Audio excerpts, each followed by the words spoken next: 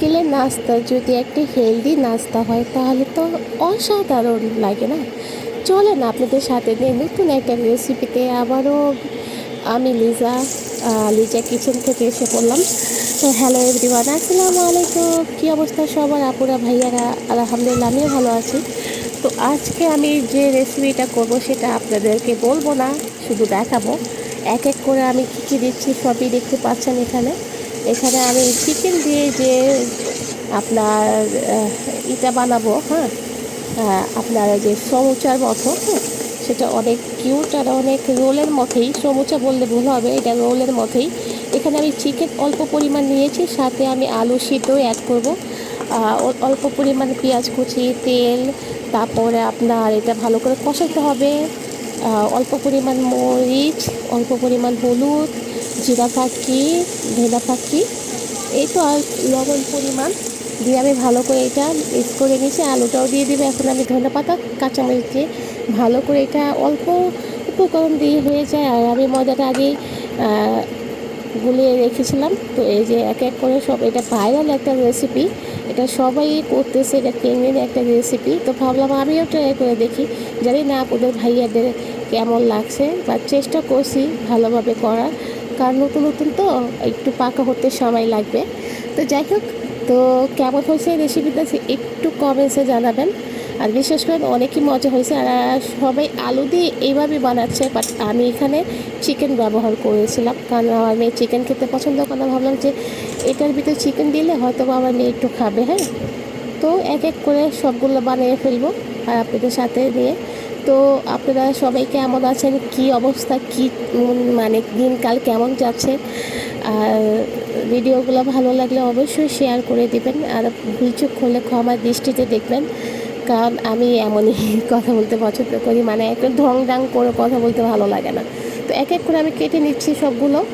আর আজকে আলহামদুলিল্লাহ রেসিপিটা অনেক সুন্দর হয়েছে। কালকেরটা আমার মানে 4টা স্যান্ডউইচের মধ্যে স্যান্ডউইচ রোল দুটোই আমার পড়ে গেছে, আমার মনটাও খারাপ ছিল। বাট আজকেরটা আলহামদুলিল্লাহ অনেক সুন্দরভাবে হয়েছে। তো দেখাচ্ছিলাম একটু একটু করে আপনাদেরকে ভিতরের অংশগুলো। তো এখন আমি গরম তেলে এগুলো ভেজে নেব।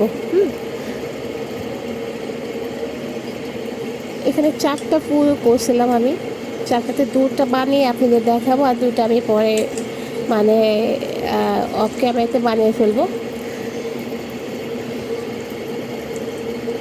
অনেক মজা হয় এই রকম হেলদি খাবার যদি বাচ্চাদের দেওয়া যায় টিফিনে। আবার আপনারা দেখা গেছে যে কোনো গেস্ট আসলে তাদেরও দিতে পারেন, হ্যাঁ।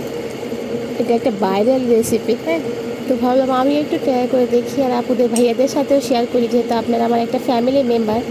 সব কিছু শেয়ার করতে আপনাদের সাথে ভালো লাগে। ছোট্ট ছোট্ট থেকে কিন্তু মানুষ অনেক উপরে উঠে, ফল দিয়ে কিন্তু একবারই বড় হয়ে যায় না। আমিও চেষ্টা করব এই যারা স্মার্ট রাঁধুনিয়ারা আছেন তাদের কথা আমিও চেষ্টা করি অল্প অল্পভাবে করতে।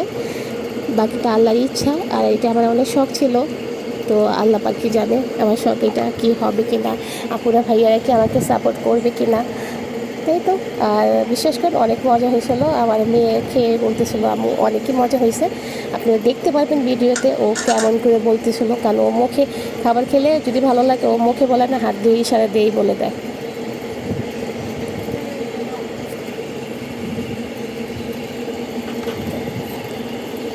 ভিডিওটা যদি ভালো লাগে অবশ্যই শেয়ার করে দেবেন, আর একটা একটা করে কমেন্ট করে যাবেন যে ভিডিওটা কেমন হয়েছে। সবাইকে অসংখ্য ধন্যবাদ ধৈর্য নিয়ে আমার ভিডিওটা দেখার জন্য। হালকা বাদামি করে ভেজে নিতে হবে, এটা লো হিটে ভাজতে হবে।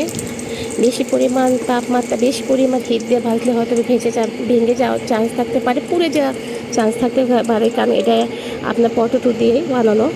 আর আমি ভেঙে দেখাচ্ছি, একদম মচমচা হয়েছে আর অনেক সফট, অনেক মজা হয়েছে। সবাইকে অনেক অনেক ধন্যবাদ ভিডিওটা দেখার জন্য। আমার মেয়েকে আমি খাওয়াইতেছি, খাওয়ানোর পর মেয়ে বলবে এখন কেমন হয়েছে। Thank you so much watching my video. আল্লাহ হাফেজ, টাটা।